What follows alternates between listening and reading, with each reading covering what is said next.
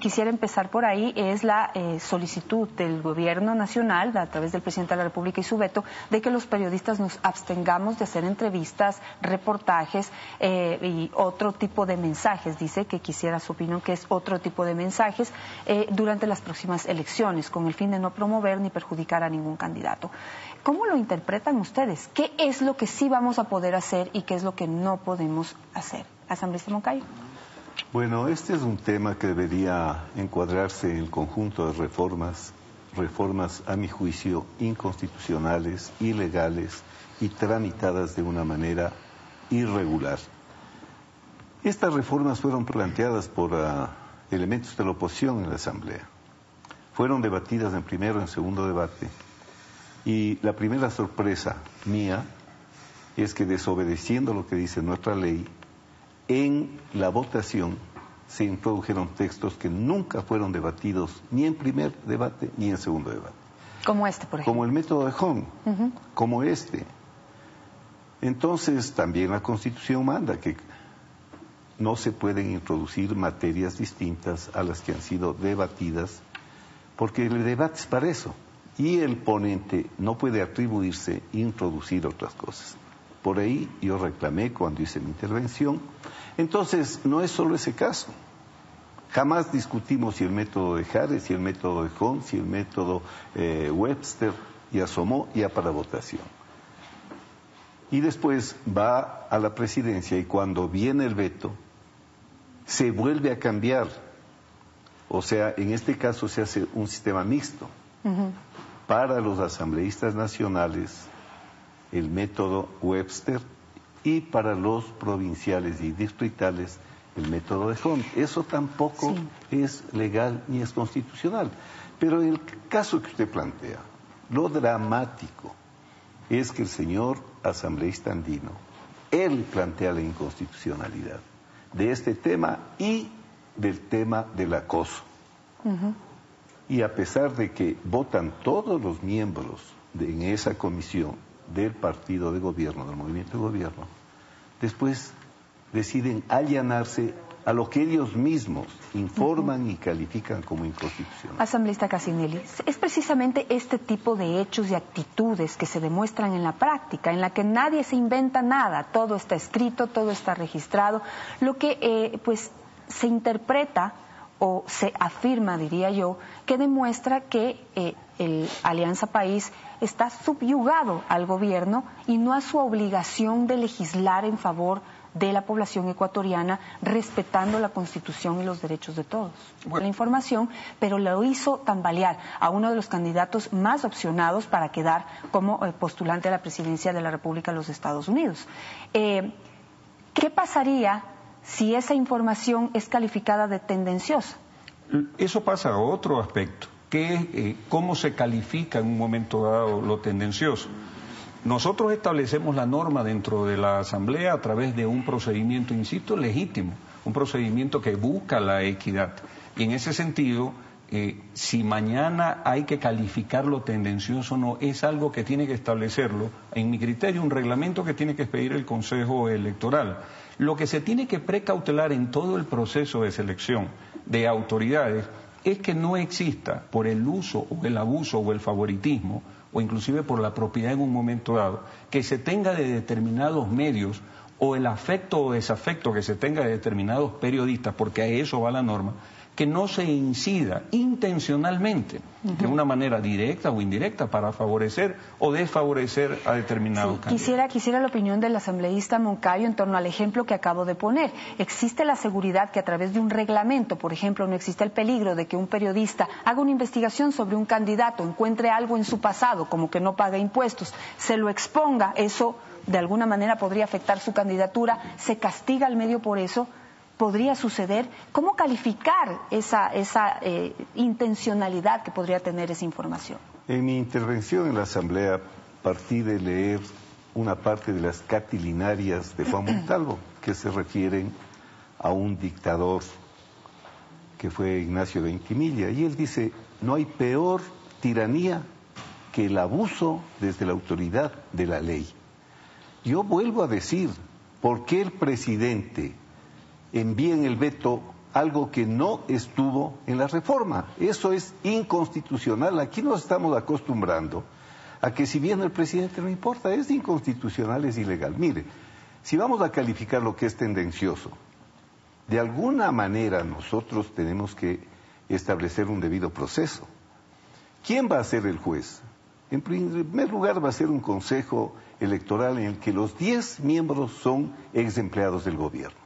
Pero en segundo lugar, también la Constitución manda que no se puede tipificar por reglamento las infracciones. Si es que ser tendencioso, o que la información sea tendenciosa, o que cualquier producción de un medio sea tendenciosa, hay que primero tipificar, solo se puede tipificar por ley, no por reglamento. Segundo, hay que establecer un debido proceso, para que usted, cuando le califiquen de tendenciosa la entrevista que dio, pueda tener el derecho a la legítima defensa. ¿Para qué están las leyes? ¿Para qué está la Constitución? Nos estamos acostumbrando en este país a vivir al margen de la ley. Y entonces lo que usted plantea, su ejemplo es preciso. Ahí podría parecer que hay dedicatoria a un lado. Claro, odio al candidato. Odio al candidato. El periodista develó que no pagaba impuestos por odio al candidato. Claro. Entonces, yo he escuchado en los debates que he tenido que el asunto es evitar que a través de los medios se favorezca a unos y se trate mal o hay un discrimen hacia otros. Eso podría haberse hecho de otras maneras, no por el camino que se ha optado. Asambleísta Cassinelli, pongo otro ejemplo. ¿Qué pasa si durante las elecciones decidimos hacer un reportaje sobre cómo ha ido el sistema de salud pública? Encontramos tal vez casos, se produce alguno, como lo ocurrido en el Baco Ortiz hace pocas semanas, hace pocos días, y se hace público durante la campaña electoral. ¿Podría ser eso interpretado por el Consejo Nacional Electoral como una información tendenciosa para perjudicar al candidato presidente? Yo creo que hay que poner las cosas nuevamente en su contexto. El ejemplo, solamente para citar el ejemplo anterior, relacionado con que en un momento dado se vaya a tergiversar intencionalmente una información, también pasa por la responsabilidad de la prensa en decir las cosas con veracidad y además con conocimiento e investigación. El ejemplo está puesto. Está puesto el ejemplo, pero si lo traigo al Ecuador. Totalmente perfecto. Está comprobado que el señor Runi no estaba pagando los impuestos. Pero vayamos al Ecuador, ¿no? Pero vayamos al Ecuador, Janet, y digamos el mismo ejemplo donde usted ahorita afirma algo en época electoral terrible para un candidato y jugándose los plazos que se están jugando en un momento dado puede ser definitivo y hasta que se compruebe que lo que usted dijo no era cierto, y estoy poniendo un hipotético ejemplo y lo puedo poner a favor de o en contra de otro periodista, hasta que se compruebe usted perjudicó intencionalmente, la intencionalidad, que es aquello que tiene relación con el dolo, es lo que se está juzgando aquí. Entonces hay dos cosas ahí que se mezclan. Por un lado, código de la democracia, que debe buscar la equidad de la intervención de los candidatos, y por otro lado, otro tema actual que estamos por votar, que se llama Ley de Comunicación, para que lo que se diga tenga una fuente de veracidad, una fuente comprobada, para que no se deslegitime en un momento dado a las personas afirmando o imputándole falsamente delitos y hasta que regresa la prueba después de 1 o 2 años ya se ha causado un daño irremediable. Yo creo que eso es lo que se está precautelando. En el Código de la Democracia que exista, es decir, ¿usted considera que en el caso de Runi, por ejemplo, los periodistas no debieron haber informado que no pagaba impuestos? Todo lo contrario, le voy a decir, en ese caso debieron haber informado. ¿Qué Seguramente, pasa si un candidato tiene en su pasado estuvo acusado de narcotráfico? Permítame responderle a las preguntas, que no quiero dejar espacios en blanco y que después le dé la palabra al asambleísta Moncayo.